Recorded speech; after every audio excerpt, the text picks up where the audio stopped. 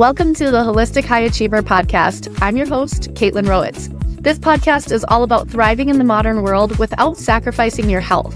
It's for all of my fellow high achievers, business owners, mompreneurs, single parents, and hustlers, the people who do so much for everyone else and sometimes at a detriment to their own health. The people who want to do it all, but need to find a better way without burning themselves out or continuing to put their own health on the back burner. Yes, we'll talk about health and nutrition and movement and easy solutions to living healthier, but we'll also cover topics like goal setting, building habits, and overcoming challenges and limiting beliefs, which can be applied to any area, including health, so that you can thrive holistically. Hello, listeners. I'm so excited for today's episode. It has been a goal of mine to start bringing guests on the podcast and having them share their stories and experiences and ways that they have success in life without sacrificing their health. So today, the guest I'm very, very excited to bring on is Amanda Marek. Hi, Amanda.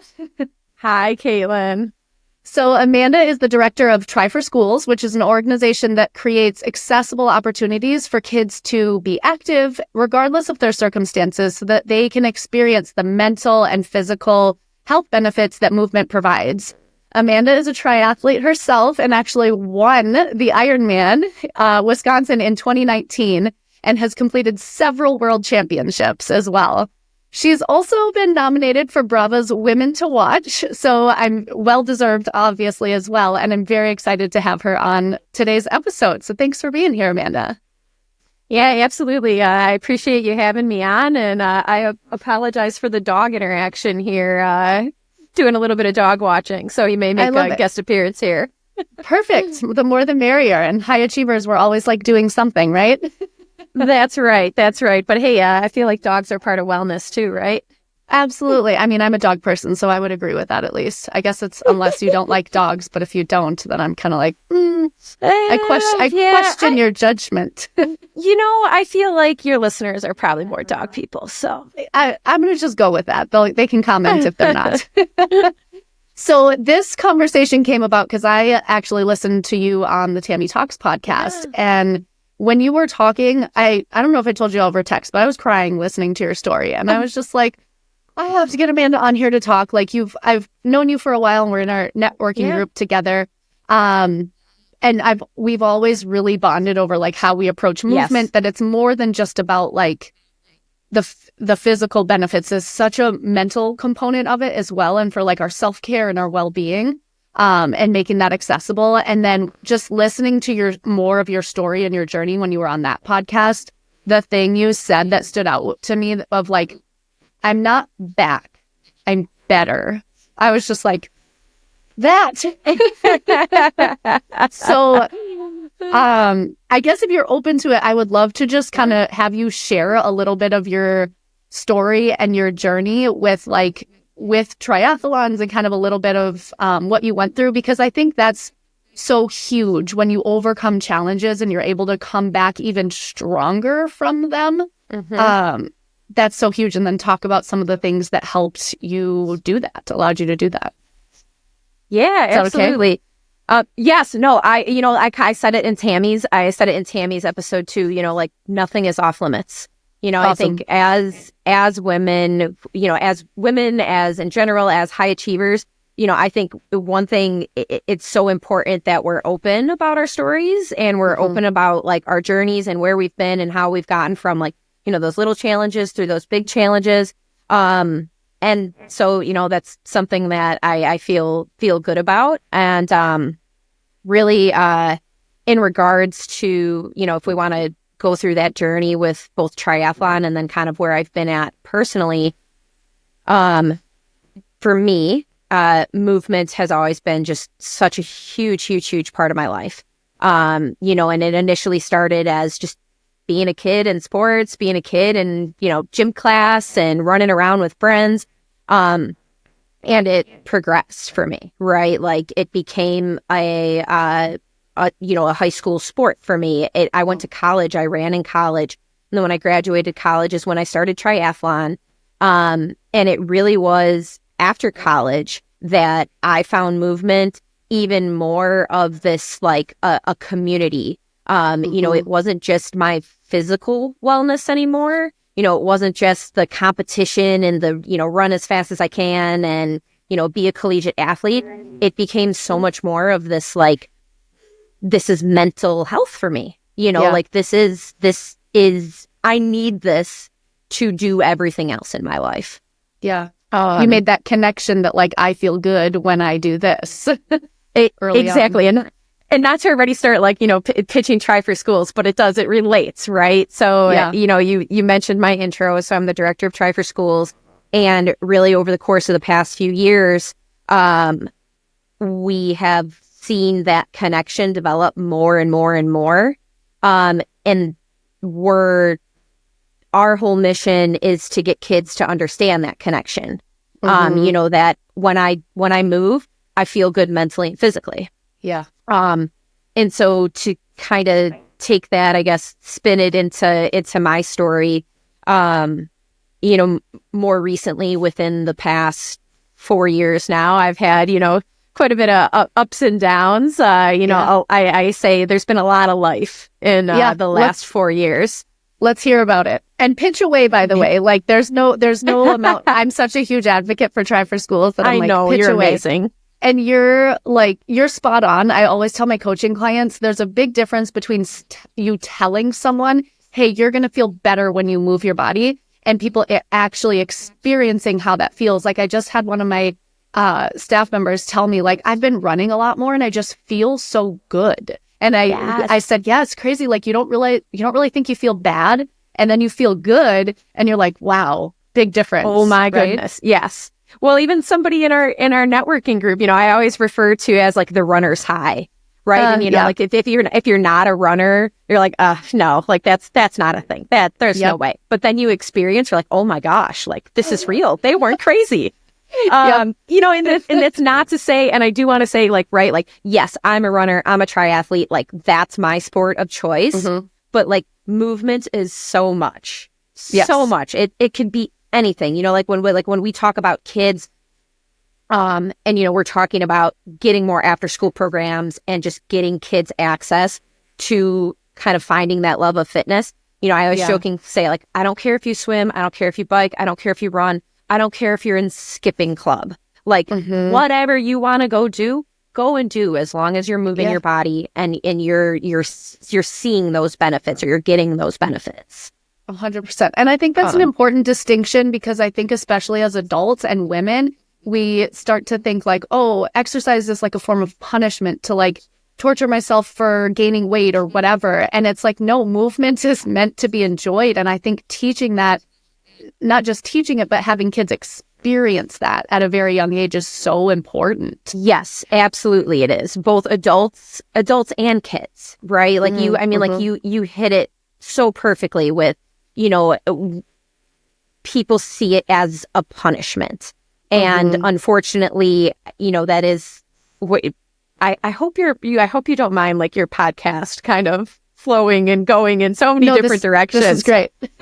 But I feel like that is kind of constructed both by society and, the idea that everyone needs to be fit and slim, and and then also as kids, it's used as punishment, right? Like, you look in sports, or you look in, you misbehaved, it's gym class, you go run a lap or whatever. Yeah. Yes. And so like we're trying to unwind that. We're trying to find ways, like, make fitness fun. And again, to kind of go back to my story, for me, running and triathlon, cycling, swimming, running, like, they're fun. I have fun doing it, and so when I wake up in the morning, like, that's what I want to do. Like this morning I woke up and I wanted to get on my bike and indoors with the snow and stuff now, indoors. Yeah. And I wanted to ride my bike. One of the biggest things that I say in triathlon, and this has really kind of been learned over the years as you meet more triathletes and people that are in varying not levels of the sport, but involvement. Like you see people kind of, there are some people that find it as a hobby, they're your weekend warriors. There are some people that take it like to new extremes, like almost like unhealthy extremes. that you start to see them like fall out of love with the sport, right? That they once were really in love in. And so one of the things that I always say to everyone I interact with, both from an athletic standpoint and just in general, is you don't have to do this. You get to do this. If you didn't say that at some point, I was going to say that. It's such a huge mindset shift. So huge. It is. In every triathlon I've done now over the course of the past, I don't know, probably, let's say 6 or 7 years, when I really kind of started to make that connection, I have about 200, 300 yards into the swim. I have this moment, like I make sure I have this conscious moment of gratitude where I'm like, I get to be here. Like I am in this beautiful body of water with 1,000 other people. My body lets me do this. My resources let me do this. Like I am so lucky and so grateful that I get to be here. Get to. Yes. Oh, that's incredible. Again, yeah. That goes across the board. That goes for everything, right? I get to be the director of Tri for Schools. Like that is huge. It's amazing. But again, sorry, I've been all over. No, this Hopefully is great. Little good like tidbits of information. I want it to be that way, more of a conversation, right? And not just like hey, answer this list of questions I provided for you. Good. But I agree. Like you can apply that concept to literally anything. Like I get to do laundry because I'm lucky enough to have a washer and dryer. Like it's just, if you replace that I have to with I get to, so much can change. It like the things you think you hate, you can apply it to movement. You can apply it to work. It's just all of a sudden like, I have a toddler, so I apply it to a toddler. My toddler slapped me in the face this morning, and I was like, I get to be your mommy. I get to raise a child. Exactly. Oh my gosh. Okay. Let's can we circle back? I want to talk about like where your story and where you've been kind of the last 4 years and overcoming a lot of hardships. Yes. Yeah, absolutely. So, I kind of had everything kind of come on all at once. Within the last 4 years, I've kind of experienced most major life events except having a child. And so I in late 2021 is when I started at Tri for Schools. So believe it or not, it's been 3 years already. Wow. Yeah. That flies crazy. by. Wow. Crazy. But, that was an amazing transition for me. And then, things kind of continued to unfold. Unfortunately, in February of 2022, my mom passed away. She passed away from cancer. She had struggled. It was the third time we had gone through cancer. Gone through whether it was 2 surgeries and then it was soon to be chemotherapy. And she was diagnosed in January. So basically January of 2022. Was supposed to start chemotherapy in mid-February. And it was one of those things like everything we were told was like, we kind of had this like, it's going to be okay. And one thing that I'm grateful for my mom is that she was indestructible, like it felt like she was indestructible. She was the one that taught me that, like, that kind of like the never give up, the regardless of how challenging, regardless of how like negative something feels, right? The like I get to versus the I have to. Like that mindset came from her. And so it never even crossed my mind that, something like it was just, we're going to get through this. That's what it was. It wasn't, I might lose my mom. And so it came to even more of a shock when February 12th, we brought her into the hospital because she was having a really hard time breathing. And, my brother and I are thinking like, they're just going to put her on oxygen and it'll be fine. We'll start chemotherapy this week. And 3 days later, we held my mom's hand when she took her last breath. Yeah, so it was so sorry. Yeah. Thank you. It was very, very fast. Yeah. And that was definitely, and I didn't know it at the time, right? Obviously, losing a parent, regardless, it's going to be a pivotal life moment, I knew that much, but I didn't understand the extreme in which that would change my life. And there again, to continue the whole lots of life events. So I had just started that new job. She passed away, and then becomes an entire craziness of dealing with everything that is involved with being an executor of a will and yes, but then I had Ironman Kona, so the World Championships, and that while it's I'm gonna say, quote unquote, it's just a race, but for me it was much more. And it was something that I had chased for almost 8 years to try to make it to this event, and it really wasn't until I finished that race, that was Ironman Wisconsin, and I got this hug from my mom, and in this hug she hugged me and said, "I know this was your dream."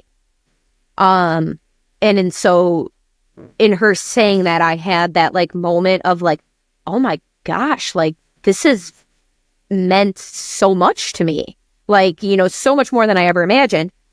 And so to make it and actually finally get to go and race and experience that, that was a huge thing, right? It was a big thing in the back of my mind. And then between that and my mom dying, I also got married. So throw it all at you at once. Yeah, just pack it all in. And I really had this again, my mom was the indestructible one. So I was gonna get through, I was gonna, no matter what, I was gonna get through. And so, I was naive and I thought oh yeah, I'm good. I got this. I made it all the way through all of that. And then, once I got through and done with Kona, I had this just the shattering, right? Yeah. I'm not okay.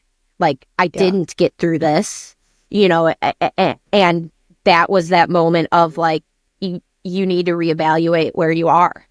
And and how long between your mom passing and finishing Kona? What is that time frame? 6 months. Okay, yeah. So this is still, you're healing still. Fresh. Oh yeah, yes. It's almost I wasn't even fully comprehending yet. Yeah.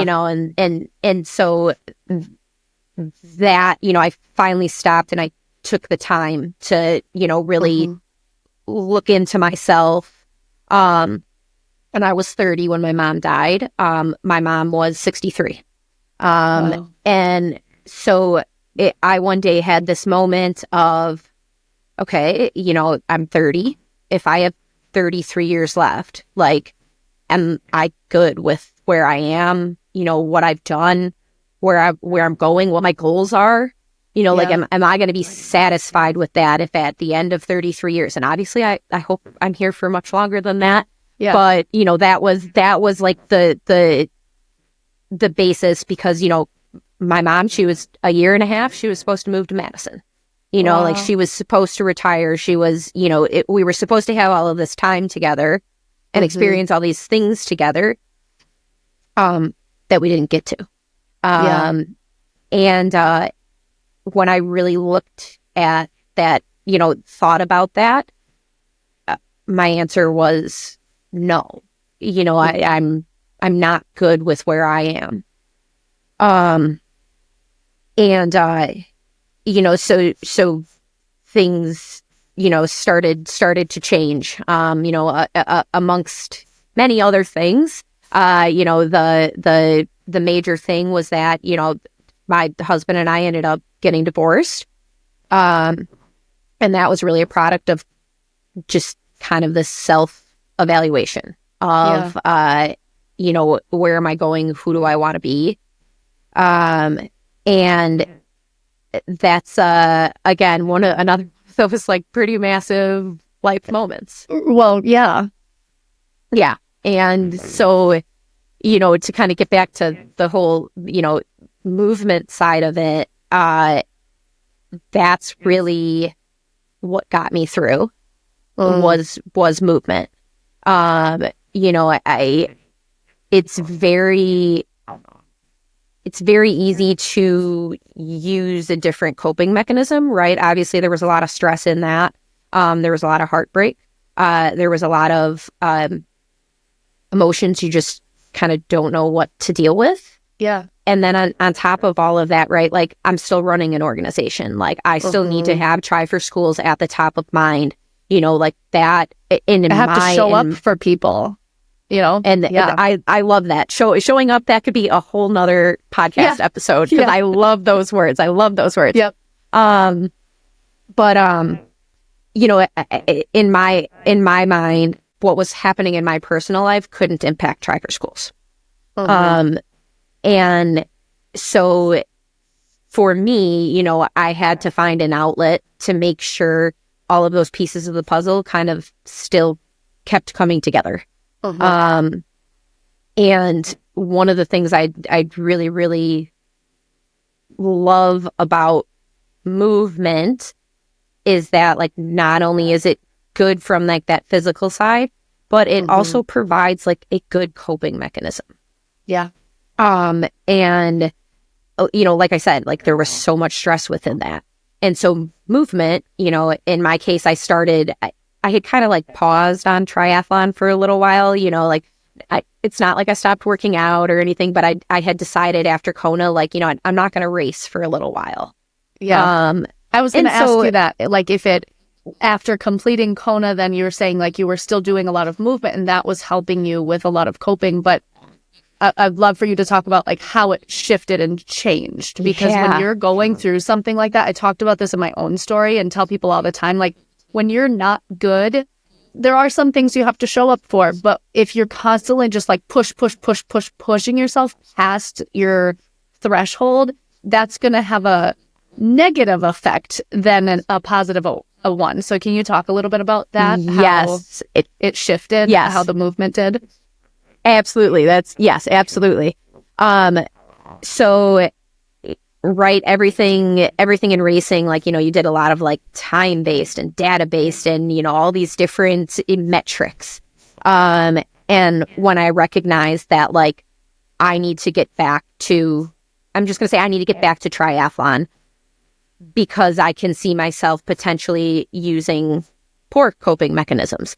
I went to my coach who, I've now known him for 10 years. He's my coach and therapist. We'll just say that, so I sat down with him and I told him,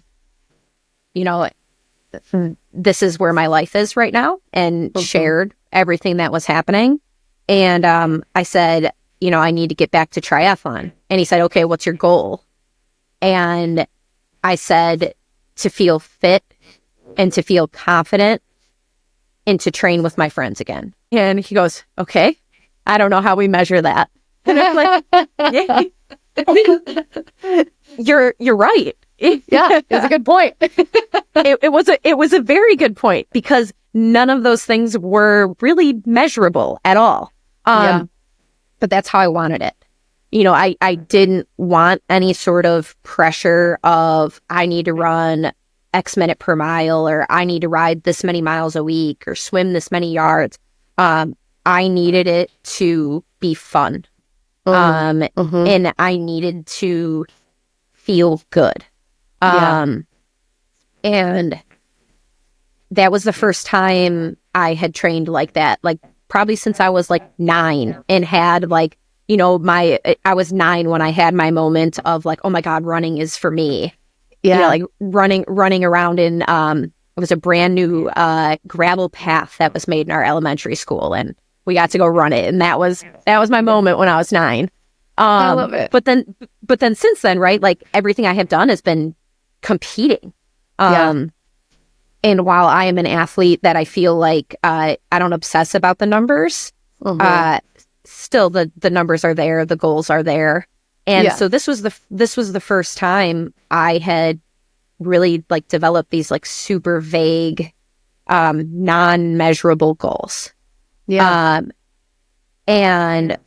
what happened was absolutely incredible. I had this, I'm just going to go out and train, and I'm just going to go out and see how my body feels. And it just kept growing and growing and growing. I kept getting, back to the speeds and even faster than some of what I had been previously doing. And it was good, right? There was something to be said about it just getting out there and moving. So then beyond that, beyond the movement side, is I had the community back. So, my coach is part of a team, Madison Multisport. They're all amazing. Incredible group of people. And I got to get back out, and I got to be surrounded by them again as well. And so in the process of getting back into movement, it felt like everything else came together, right? Like everything else, like mindset was clear. I was able to just think and evaluate things from a clearer point, right? So like digging through all those emotions of, getting divorced, and if we were going to get divorced, and, still dealing with the death of my mom and what my life path is. Like there was something about getting back to that consistent movement that like opened up those doors to like really help me find that direction. I love that. And I would argue, you said like they weren't measurable, but I would almost argue in some ways they still were. Like one of the questions I ask clients, because I don't always like having clients like weigh themselves or having a weight goal, because it's ultimately not what it's about, right? It's about how you feel, and you want to be happy and do all these things.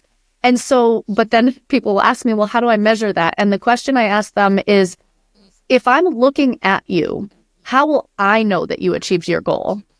And they'll say things like, I'm smiling more. So when you said like, I want to be happy and I want to have fun, like other people can see that, and that was a very conscious choice, it sounds like, with you like reevaluating your life and being like, where do I want to be? How do I want to set goals? And I think goal setting is so important, right? Because if you don't know where you're going or what you're doing, you're just kind of like going throughout life and like hoping for the best.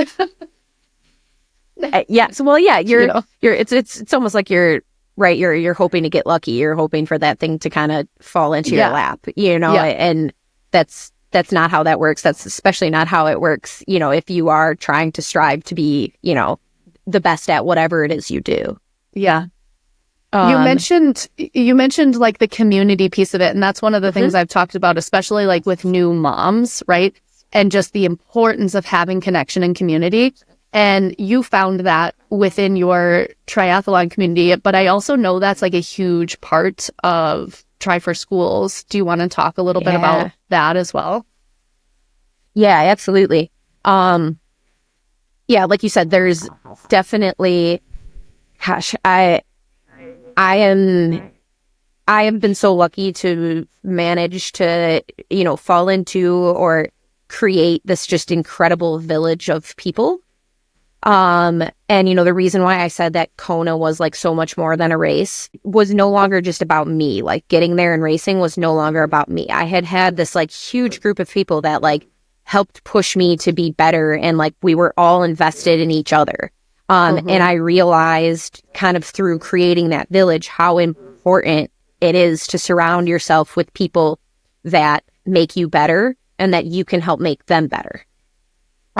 So when it comes to Tri for Schools, a lot of what we focus on in our after school programs is the aspect of community, right? So like, how could you connect with your peers to make each other better, to help each other? And from our standpoint, like movement is a great way to do it, right? Like when you're working out with somebody else or you're training with somebody else, like you push each other, you feed off each other's energy. Exactly. And I think that community is so much more powerful than the credit it's given. It really is. I love the line, it takes a village. And for really any type of big achievement, any type of small achievement in a lot of cases, it took a village, right? Like Try for School, like it's not, I feel like I am a very, very small part of Try for Schools. It is everyone else. It's all of our volunteers. It's our staff, like our board members. That's how Try for Schools, is what it is, and I'm sure you feel very similar with all of your businesses now. You're soon enough, you're just gonna take over the world, I think. And I love it. I'm gonna be there cheering for you. Oh, well, likewise. But right, like it took a village for you to create a lot of the things that you create. Oh, yeah. And so I think teaching kids at a young age that it's important to create that village and to be a supportive friend and classmate and teammate, because in the long run, that's going to make you more successful. It's also, I am a very big believer in it's going to make you more happy, because for me, just getting back to the team and being able to train with them and laugh and smile and joke around, like that was huge, especially with what I was going through. Yeah. And I just think it's so important introducing this area, like this concept to kids at a young age, because I was never healthy as a kid. I didn't play sports. I was always overweight. So I didn't discover movement until later in life. But had I discovered it earlier, my story would probably be very different. And I think I love that Try for Schools makes everything accessible, like whether or not they can afford it, because that was kind of, my mom was a single mom with 3 kids. Like we were lucky if we got to play a sport. And it never even occurred to me that playing sports would be fun, or moving my body would be fun, or like an outlet for stress, right? It never even occurred to me. So I really think I love what you guys are doing to introduce that concept to kids. Yeah. And like we said earlier, get them to feel it versus just having someone tell you running's good for you, basketball's good for you, like whatever it is, right? Because no one listens to adults when they're 8 years old or however, Yeah. Well, that's one part of it, is like, if an adult tells you that running is fun, like you're going to be like, nah, I'm going to find something else to go do. Yeah. But like according to you. Right. Exactly. Yeah. Exactly. I think the other part of it is that like kids' brains aren't developed to be like, oh, if I run now, I'm going to be a successful and a healthy adult when I'm in my 30s and 40s. Yeah. They're just they're not making that connection. Yeah. Right. Exactly. And so how do we help them make that connection? Right. And we make movement fun. Yeah. We make it we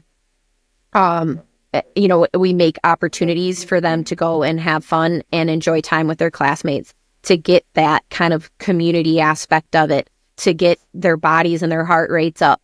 I always call it like you're hiding the vegetables. Like they don't know they're eating vegetables, but they're eating vegetables. They're getting the good stuff, even though they don't think they are. Yeah.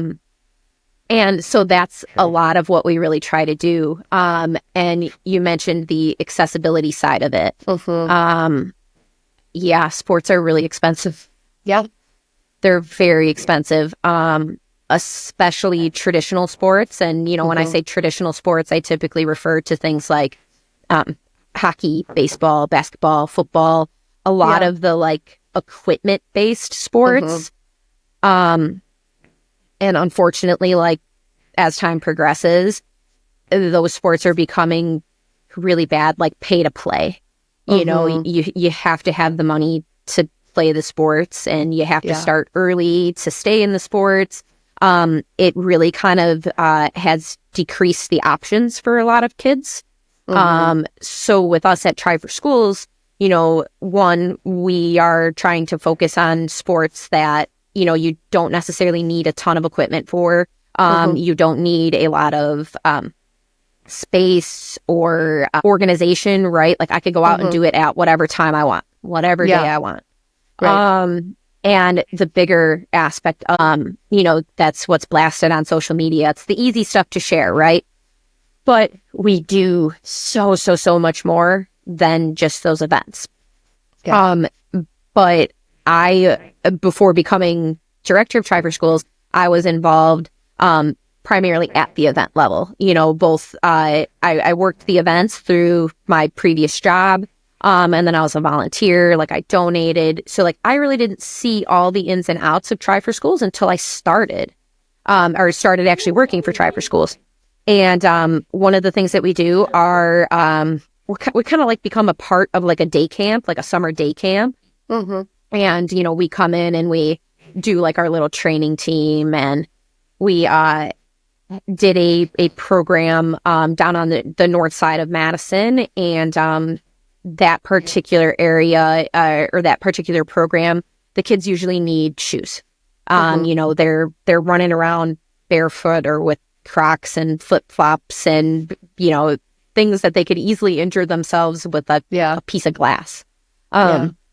And so I remember going down there, and we had a car full of shoes and 20-25 kids, and trying to fit all these kids for shoes. There's like boxes and paper and everything everywhere. Like it was like Christmas Day. Like Christmas Day, yeah, when you're shredding paper, and then of course mom and dad are left to clean it all up. Clean it up. Yep.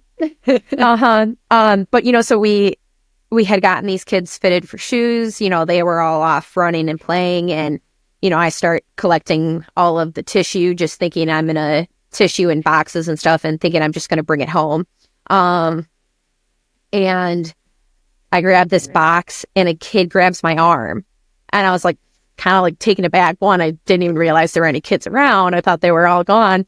But I just paused, and he looked at me, and he goes, "You can't take that." And I'm holding a shoebox, an empty shoebox. Yeah. And I still don't, so I don't know what to say. I still don't know what to say. And he goes, "If I don't bring that home, they won't believe they're mine." And God, I've told this story I don't know how many times, and I still get emotional every time because of how impactful it is. It was that moment when he said that if I don't bring this box home, that it clicked that it's this kid's first pair of his own shoes. They're new. They were given to him. They weren't worn by brother or sister. They weren't purchased used or from Goodwill. They were brand new. We had to pull the tags off before we put them on his feet. Yeah. And to just think about like just that one moment of like, I have to bring this cardboard box home. Yeah. Because these shoes are new. My next thought went straight to like, gosh, this kid's not going to go out. He's going to run, and he's going to play and enjoy these shoes and wear these shoes for, gosh, who knows how long. It's going to be one of those things where it's like he's jamming his foot in the shoe until he can't anymore. Right. Until the very last minute. Like if I take off my socks, they still fit. Wow. Exactly. Because they meant so much to him. Yes. Wow. Yeah. Yes. They meant that much just to get that brand new pair of shoes. And so now I have a very, very, very hard rule at Try for Schools that like, if we're providing kids with shoes, if they need shoes, they're going to be new. And, if that needs to come from my pocket, I'm good with that because of that one experience. It's so impactful because, that kid got to put on those shoes and he got to go out and run, and that may change his life. that he got to go out and enjoy movement and run around and have fun.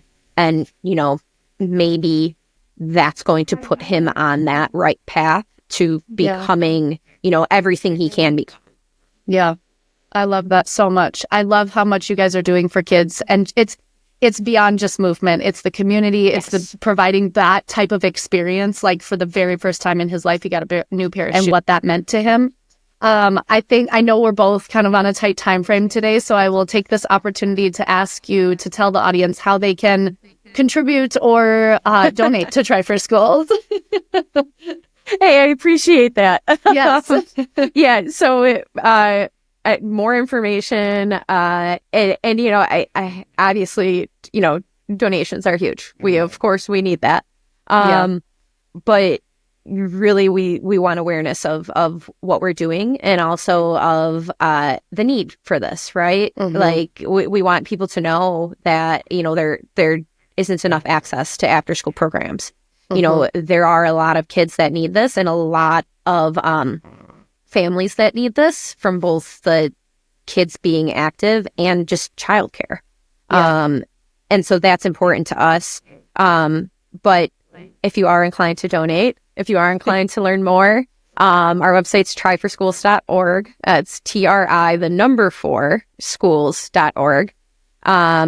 And then our biggest fun news is that we're the new leadership of the Birdie Derby, which is a big race on Thanksgiving Day in Fitchburg. It's now rebranded to the Birdie Derby. But we would love for everyone to come out. It's a 5K, 10K. There's options for the whole family. And it's the only race in town where 100% of the proceeds are benefiting our community. So the hope is that the race will help fund our grant program, which is an application-based. Teachers are able to apply for health and wellness projects. So we've had everything from handicap accessible swings to gaga ball pits to sensory paths, just anything a teacher feels like will be beneficial to the health and wellness of her kids. We try to help fund those programs.